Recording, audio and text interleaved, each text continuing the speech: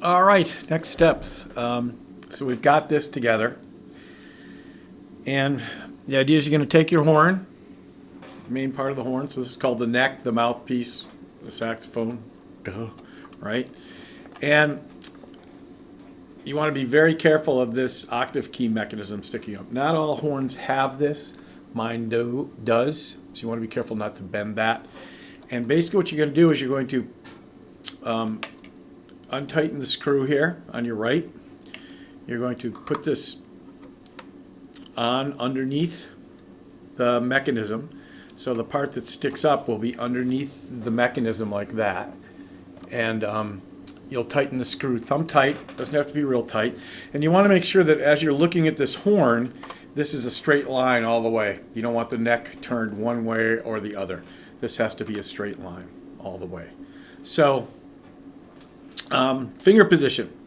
First, you're going to take the neck strap, and I can't reiterate enough from someone who dropped their saxophone down a flight of stairs in high school. You want to make sure that this is attached to this clip. Most neck straps have a little notch that it'll clip into. And when you let go of this horn in your lap, you want to make sure that it's on this neck strap. And you can adjust the neck strap. Same thing applies when we're doing this. We talked about other instruments. You don't want to go into the instrument. You want to bring the instrument up to you. I prefer that it sits in your middle of your lap, because when you stand up and play, obviously you're in already in seated position. Tenor saxophones have to be off to the side, as do baries, as do the larger horns. But for altos, just in the center of your body. So finger position. Start with the right hand because it's the simplest. Same thing applies. We talked about clarinet, oboe. You want your thumb rest directly above the nail. You don't want it collapsed in. You want a U shape. And if you look, you have 3 keys right here. 1, 2, 3. This is where your fingers will rest on the pads, not on the tips. Okay. And your pinky is going to rest on this key right here, which is the E flat key. Notice on saxophone you have rollers like flute, so you're actually going to roll back and forth. So that's your right hand position. Left hand position is a little more complex. My big bugaboo is this octave key right here with the thumb. So you want to position your thumb squarely on the thumb rest. Hopefully you can see that. And the tip of the thumb is going to play the octave key. And it's not going to move. It's just going to be anchored right here playing the octave key. Then you also have a U shape. You're going to skip the first key right here. Notice that mine's a little different. Yours might look like this. I have an older alto when I was first beginning. Yours might look like this. You're going to skip this first key, and then 1, 2, 3, and your thumb, or your pinky, left-hand pinky, is going to rest on the G sharp key.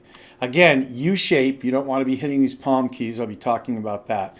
That's the finger position for left hand. Notice that my thumb is just able to hit the tip of the octave key, and you have a U shape right there. And you're going to bring the instrument up to you. Grab my alto. Up to you. And here's what the finger position looks like from the front. From the side, notice if I look down, I do have U shapes formed with my left and right hands. Pinkies are resting on the G sharp key here, E flat key here. Okay? And that's what it looks like. Embouchure form, the first note we're going to play is open C sharp, which is concert E. That's what it sounds like. Concert E on piano. My fingers are out like this, okay? Then in the book, you learn B, which is the first finger. And again, my fingers are anchored on the keys. They're not flying off. B, C, which is the middle finger, and D, I'm pressing down the octave key.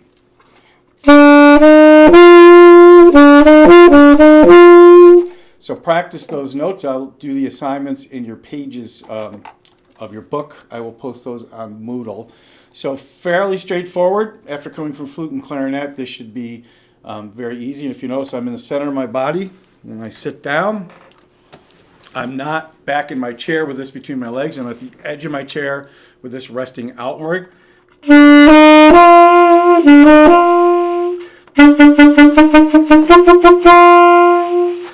So that's first 3 notes. And then the other notes you learn are B, A, and G, I believe, for the first lessons. And I will assign lessons. So if you have any questions about this, please email me. Happy to make more videos or show you some other things. So go practice.